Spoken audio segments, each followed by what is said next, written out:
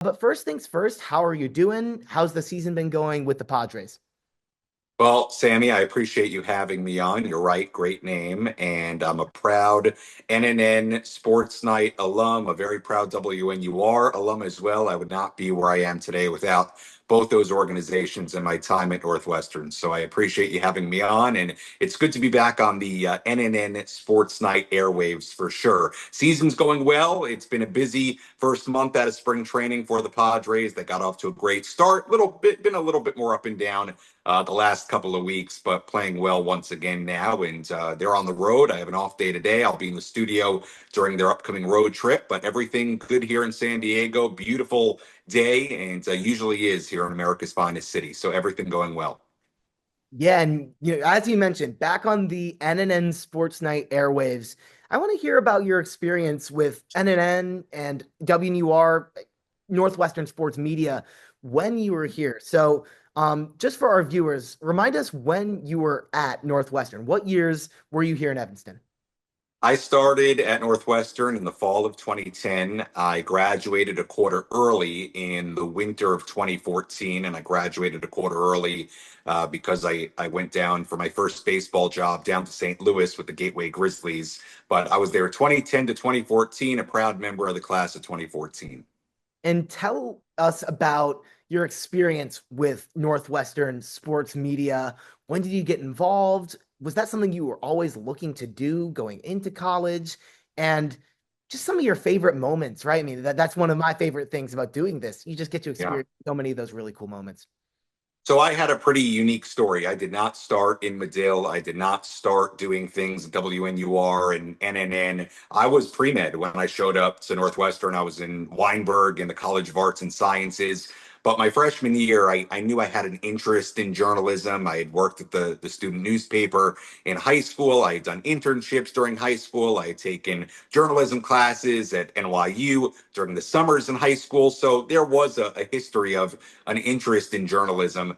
And obviously, I was just a huge sports fan. I grew up a huge baseball fan. I grew up listening to WFAN in New York, one of the most prominent sports radio stations in the country. So it was always there for me. But I showed up at Northwestern. I was pre med. I was taking chemistry during the day. And then I started taking the intro to journalism classes at night in Medill. And then before my sophomore year, I decided that I wanted to really go for it and do sports journalism and sports broadcasting full on and transferred into Medill before my sophomore year. During my freshman year, I was pretty involved with WNUR, not so much with Sports Night yet, but once my sophomore year started, I got really, really into it and was doing all the things that you and your fellow students do now, like broadcasting games on WNUR. I remember the first time I went on The Sports Voice. That was our Sunday night show, which I don't know if that's still the name of the show or not on Yeah, I was the host of WNUR. the show last year, actually. Okay. One of the co-hosts. So Sports Voice is still going strong. That's really cool to hear.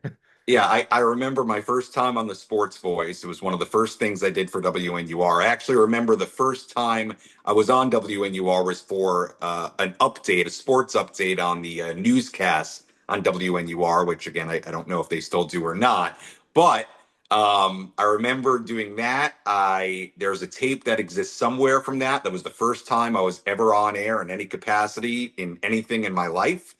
And remember doing my first sports voice with a guy by the name of John Rosenberg, who I still know to this day, who was a year older than me at Northwestern. And, I really fell in love with it. And then, like I said, decided to transfer into Medill. And from there, I was all in. I became the sports director of WNUR. I would work on Sports Night every week.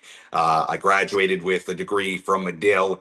And my favorite memories from my time there obviously have a lot to do with the athletic teams, whether it was football. I remember when College Game Day came to Northwestern, and at the time, I don't know if they'd ever been there, ESPN's College Game Day, or it had at least been a really, really long time. And they played Ohio State, and Ohio State and Northwestern played this awesome game at Ryan Field. Northwestern lost. They actually ended up not making the bowl that season for a season that was really, really hyped at the start. They got off to a great start, but great memories calling games, working with all the different teams from football to men and women's basketball to women's lacrosse.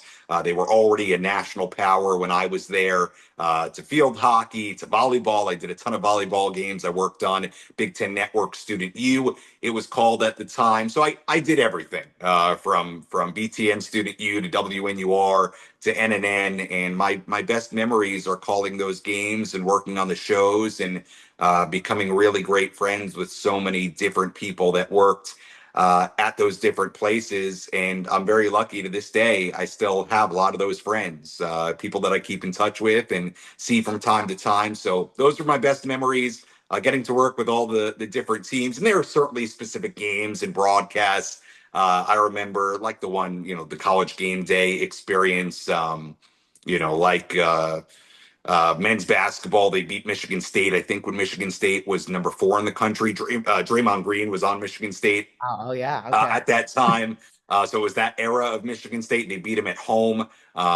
Unfortunately, I didn't have the experience of working at the new Welsh Ryan Arena. I worked at the old Welsh Ryan Arena, which was a very old building, and I remember our broadcast setup. So I'm giving you a long answer, but in short, I did pretty much everything there was to do, called pretty much every kind of game there was to call, and had a pleasure working on Sports Night as well. We worked really hard. I don't know how many people were watching at the time or listening, but we worked really hard and we took a lot of pride in what we did.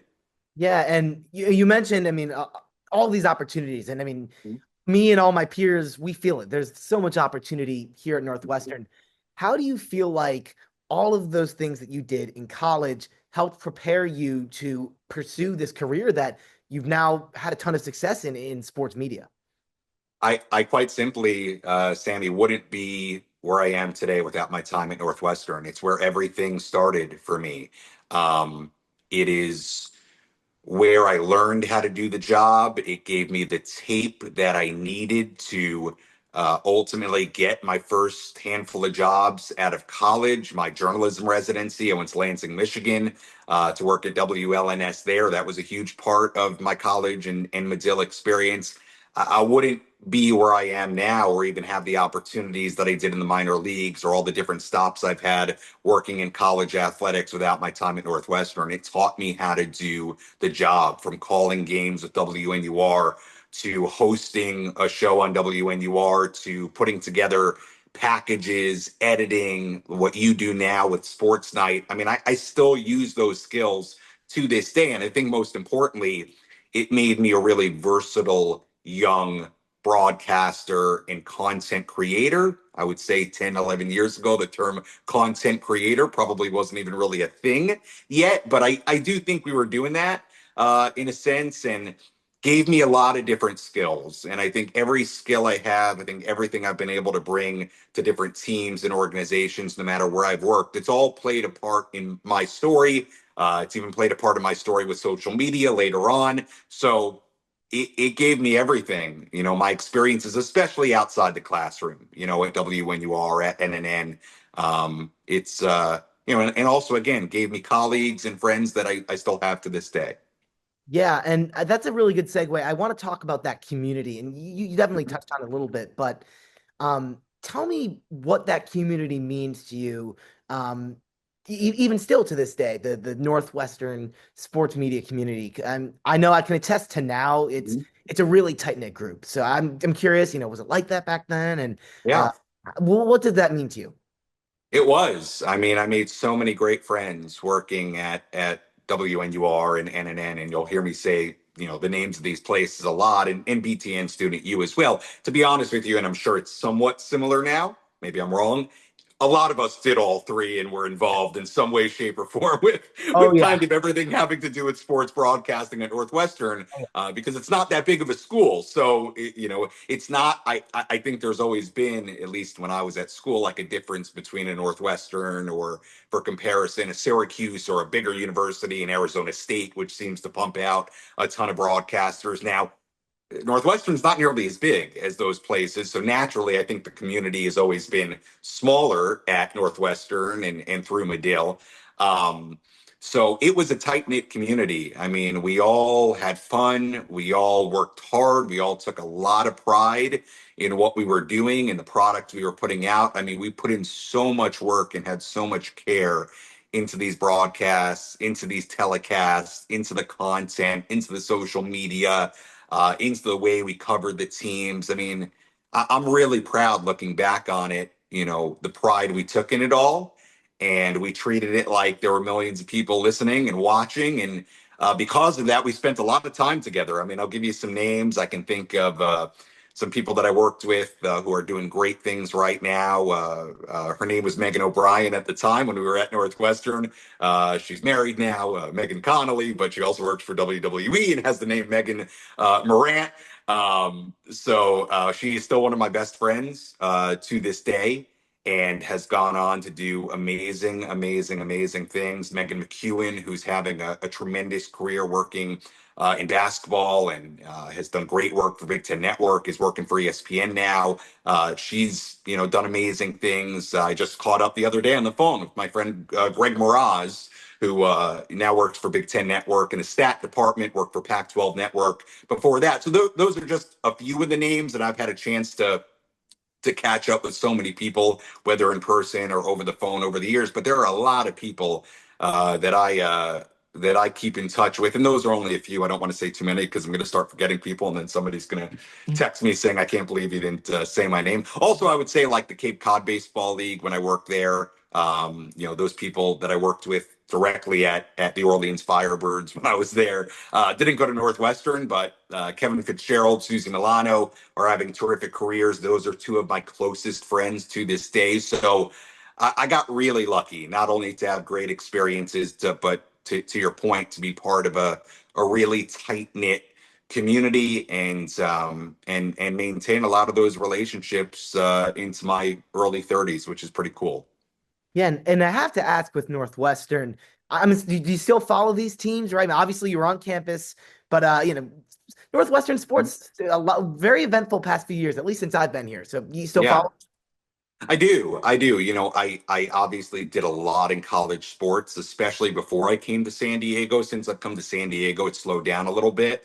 But certainly when I was at the time living in Chicago during the falls and winters and doing a ton in Chicago, whether it be at Northwestern or Loyola Chicago or UIC or Illinois State or working in the Horizon League or the Missouri Valley Conference, I've done some games with Big Ten Network before.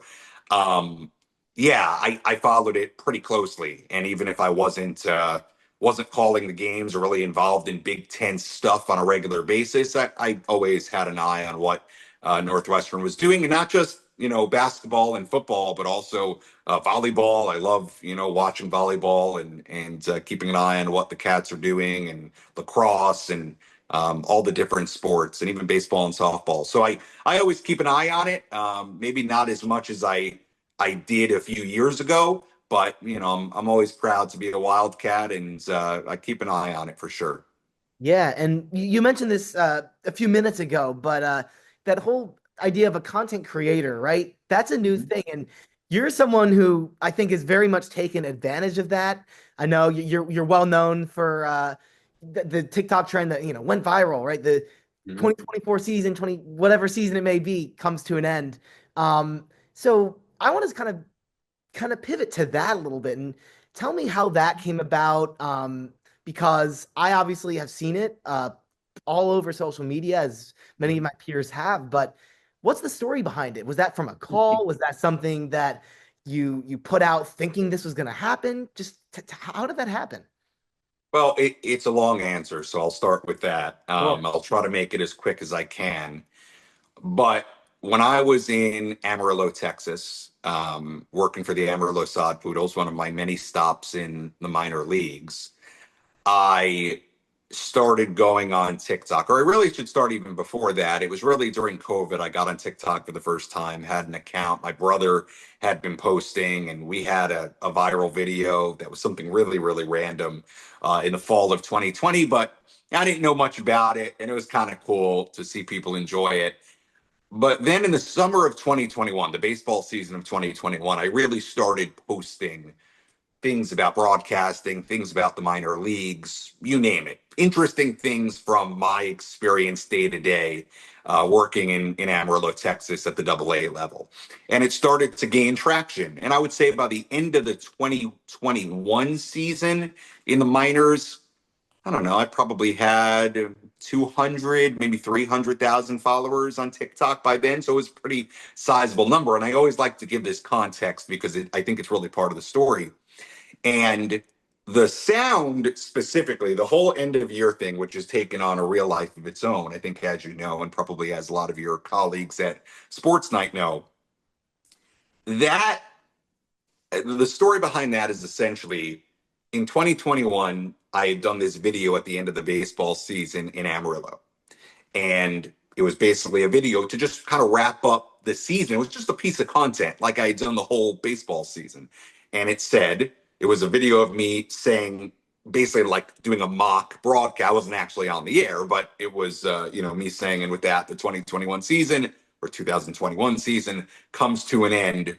Good night. And then I walked out into the ballpark and I looked out at the ballpark. We had the video production room guys shut the lights off, and it was just a piece of content like I had been doing all season, right? Because I'd been having success with it. Nothing really happened with that.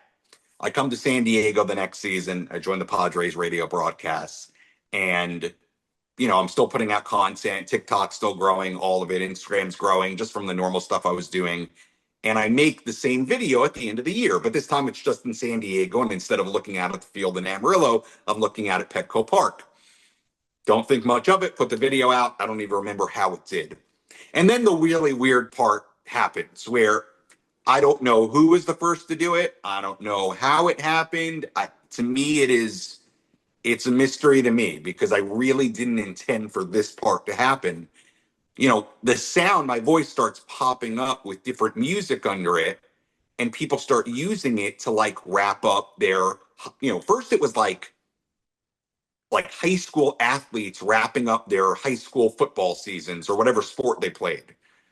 And then it started happening where people were doing it like with end of year montages. And then, cap cut becomes a thing. And you have these templates and I don't know. Then it multiplied, and there were, I mean, literally dozens, hundreds, maybe, of sounds with my voice on it with this music, and it just went, and it became this trend where people were wrapping up their year with it. And in 2022, I mean, it was crazy to see what was going on, and it was all over the place. And then admittedly in 23 and 24, last couple of years, I've done the same videos. I don't know that it's quite reached the apex of 2022, but it's certainly still a thing in 23 and 24. Yeah, now I lean into it, and I'll make the video again for 2025, and we'll see what happens. And it's kind of become like, I don't know if a meme is the right word, but it's become at least the trend that I think people on social media expect at the end of the year.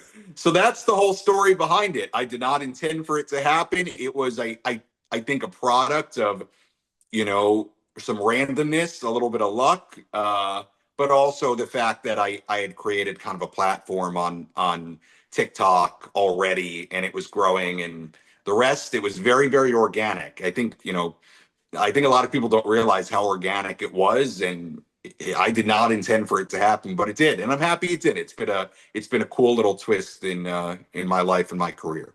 Yeah, and I mean, I even remember seeing your videos from before. I think I was probably one of your 300,000 followers. Yeah. Um, and it's about building that platform, which is exactly what you did. What do you think it was about your content that helped bring it out and appealed to so many people? I mean, I could tell you what I enjoyed about it, but I'm curious Sure. your perspective. What do you think kind of gave your content that edge on social media? Yeah, I think the initial content before the sound ever became a thing, but the initial content dealing with minor league baseball and broadcasting, I think there are two things to it. I think number one, nobody else was really doing stuff like that. I think at the time, a lot of people saw TikTok as this like, A, app for younger people, and B, for like dances and stuff. And, it's changed over the last few years. But at the time, there wasn't as much of like just, hey, this about, I mean, there was, but there wasn't as much of it of like, you know, things about people's jobs or careers or even just sports content and baseball content. I don't think it was what it is now. So, I would say it was unique content. I don't think a lot of people were really doing what I was doing. Like in particular, like I was in minor league baseball broadcasting and making videos about that, whether it was calls, whether it was about interesting things. And honestly, I just looked at like very, very small parts of my job that I thought people would find interesting. And if you remember these types of videos, like I would look at a microphone with a windscreen on it and be like, I bet most people don't know what this little foam thing on the microphone actually is. And I would say, do you know what this is? And it's a windscreen. I would explain what the windscreen does. The first video of broadcast content that I ever did, which went viral, was actually, I was working at Loyola Chicago at the time. It was before I went to Amarillo for that season, and I was kind of starting to get some traction.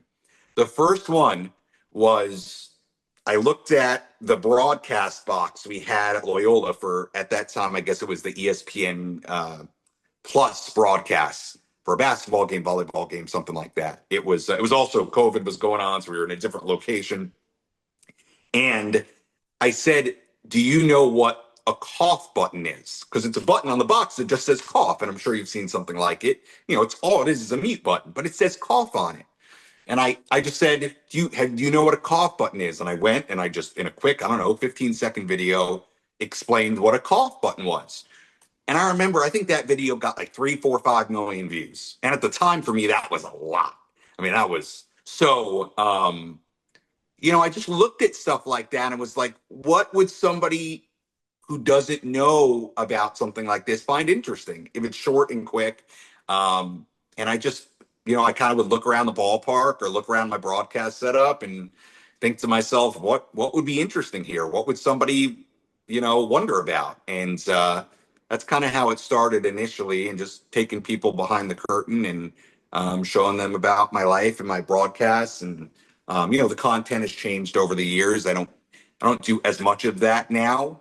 I kind of want to get back into it in a sense, in kind of a different way. But yeah, that's pretty much what it was at the time. It was just trying to be creative and a little bit different, and thinking about what people would find interesting. Yeah, and if we could rewind a little bit, if you could just kind of Sure. give us the trajectory of your career post Northwestern, Hmm. because we kind of touched on your content creation, but I know there was a lot before that kind of took off. So if you could just kind of give us an idea, you were with a lot of minor league baseball teams, Loyola. So just want to hear it from you. Yeah, there was a lot going on before I ever stepped foot on TikTok. So I'll give you the chronological order. I graduated from Northwestern. I think it was March of 2024, which would make sense. Winter quarter ends in March, still, right? I would imagine. So March of 2024, I went down to the Gateway Grizzlies. At the time, they were, and they still are, an independent league baseball team in the Frontier League. And I was the number 2 broadcaster there with a guy named Adam Young, who I'm still friendly with to this day. And I was originally the number 2 there, and Adam left for his job at New Mexico State. He's still there. Um, Late that season, and I actually ended up staying with the Gateway Grizzlies and in St. Louis for 3 seasons. So I was there 14, 15, and 16, and I became the director of broadcasting at Gateway in 15 and 16. 2017, 2018, I jumped to Corpus Christi, Texas, double A team of the Astros, Corpus Christi Hooks, and I was there in 2017 and 2018, and there was college sports in the baseball offseason mixed in all these stops. In St. Louis, when I was with the Grizzlies, I did SIU Edwardsville women's basketball, did some men's basketball as well, did it on the radio. So I did full seasons of that for a couple of years. Then I went to Corpus, worked in baseball, and then I would do college sports also during the winter, whether it was Sam Houston State or Texas A&M Corpus Christi or Lamar University. A lot of schools in that Houston to Corpus area, which is actually a pretty big area from Beaumont, actually, where Lamar is, all the way down to Corpus. But I would drive 4 or 5 hours to go call a game. And then before the 2019 season, I jumped to Amarillo and spent 2019 in Amarillo with the Amarillo Sod Poodles. At the time, they were the double A team of the Padres. 2020, I was in Amarillo, but we didn't play. Obviously, because of COVID, we had no minor league season. And then 2021, they were the AA team of the Diamondbacks. It switched between 2020 and 2021. And I was in Amarillo from 19 to 21. And then I was ready to go back to Amarillo for 22. And then this job happened. And, I got the job with the Padres flagship radio station, 97.3 The Fan. And my first season in San Diego was 2022. And here I am in season number 4 here in San Diego. So that's, it was, I did my time in the minor leagues and, got very lucky when the San Diego job happened. Yeah, well, with players, we talk about getting the call and Mhm. that moment.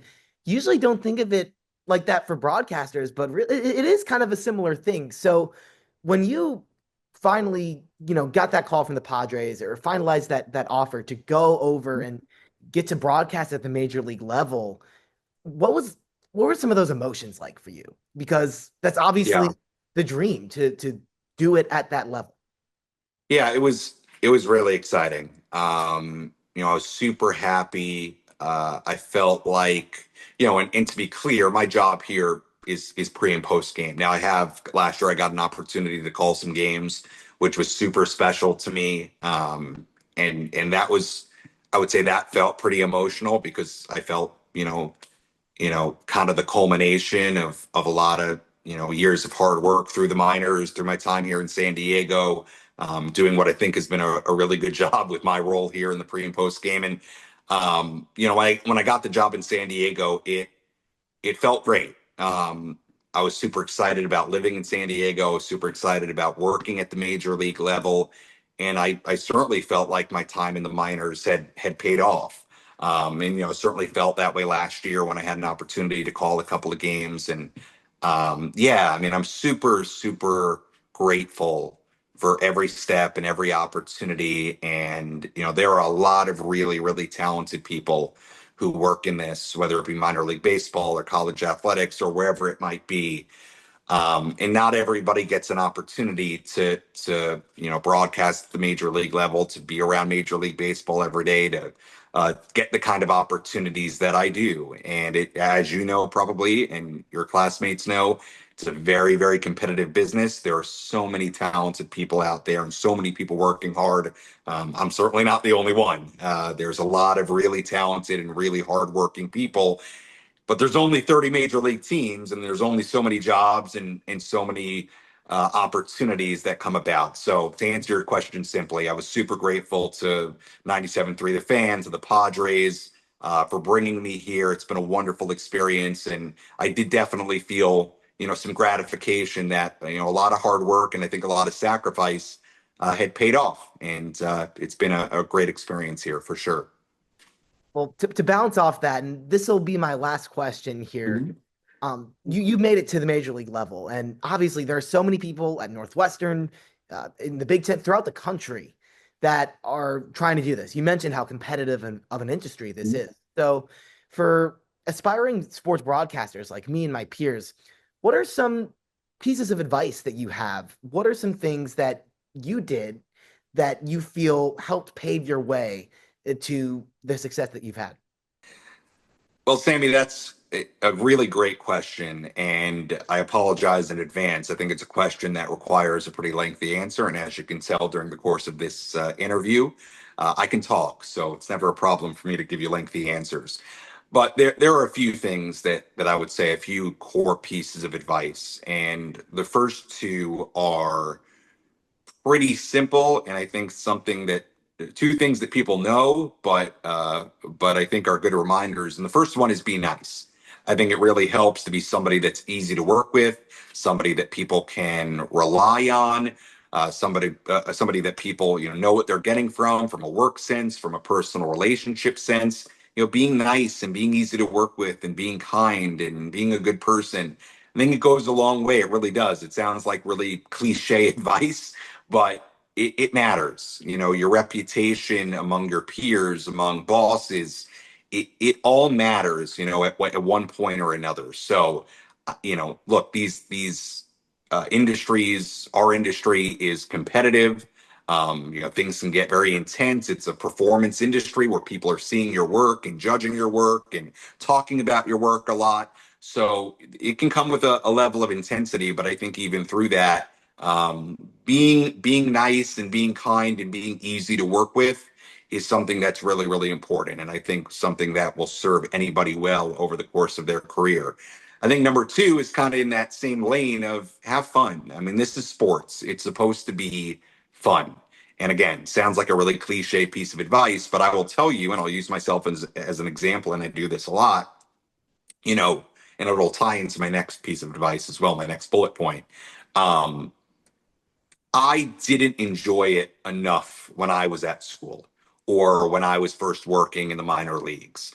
I was always very, very, very focused with how I was going to jump to the next thing, how I was going to jump to the next job, how I was going to keep rising up through the minor leagues and taking the next steps of my career. And I was even that way in college, admittedly. And I don't think that I necessarily appreciated what I was doing or had fun with it the way I really should have. And this is something that's supposed to be fun. I think even at my level, when you work in the major leagues and I'm around a lot of star players every day and get to talk to them and interview them and broadcast and all of it, it can become so routine and so normal that I think it's easy to forget that you're getting opportunities that a lot of fans would just cherish and dream about, and try not to lose that spark of the joy and fun and the coolness of what you're doing. I mean, this is a really, really cool industry and a really, really cool job. And try to have fun with it. Remember, it's sports. Like, it's a great piece of advice when you're broadcasting a game. This is supposed to be fun. Yeah, it's serious business. Yeah, there's a lot of money on the line in a variety of ways. I don't mean with gambling, but just, guys are getting paid a lot. Jobs are on the line every day. Hey, managers and coaches and they get fired and players get sent down. I mean, there is a lot at stake, but it is a game and it is supposed to be fun. And I just try to remember that this is supposed to be fun. So try to have fun.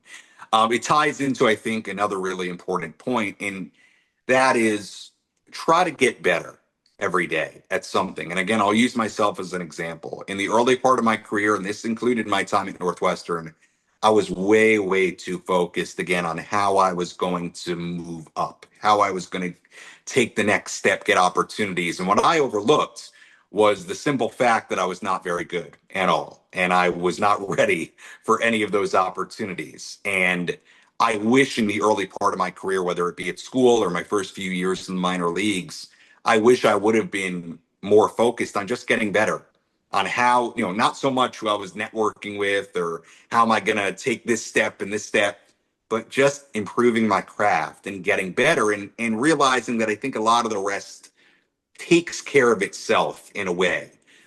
Because look, again, this is a performance industry, and while people reviewing your work and making hiring decisions, it's all subjective. It's just that kind of thing. But this is something that I firmly believe you can get better at with practice and real hard work at it, and not just practice, but like conscious practice of it and understanding what you're working on. And again, the larger point is, I was really focused on, I think, for the first, admittedly, 4, 5, 6 years of my career, even after school, of just being focused on how I was going to keep going and moving, and wish I would have been more focused just on the day to day of getting better. So stay focused, like, on what you're doing and how you're going to get better. Because I will say, my advice for people in school in particular and your classmates would be, you have such wonderful opportunities at Northwestern that, admittedly, once you leave school, are going to be really hard to come by. It's going to be really hard to find a job right out of school where you're getting an opportunity to call Big Ten sports. Just is. So cherish the opportunity. Try to get better. Come out of school with the best tape you can possibly can. Even more so than trying to network or worrying about where exactly and how exactly you're going to go post college. Understand the opportunity you have to get better, to improve, to work on this, because it's like anything, just like with the athletes, the more you practice, the better typically you will get at certain things. So, those are typically my pieces of advice in general. Be nice, have fun, and focus on the right things. And if I had a time machine and I could tell myself those things, I think I've always been nice and easy to work with. But to have fun and focus on the right things, those are two things that I say from personal experience of things that I don't feel like I did particularly well in the early parts of my career and even going back to my time at Northwestern. Um, so those would be my general pieces of advice off the top of my head. Wow. Well, thank you so much. So insightful, so fun Mhm. talking to you here today. And glad to have you back on the NNN Sports Night airwaves. Sam, thank you so much again.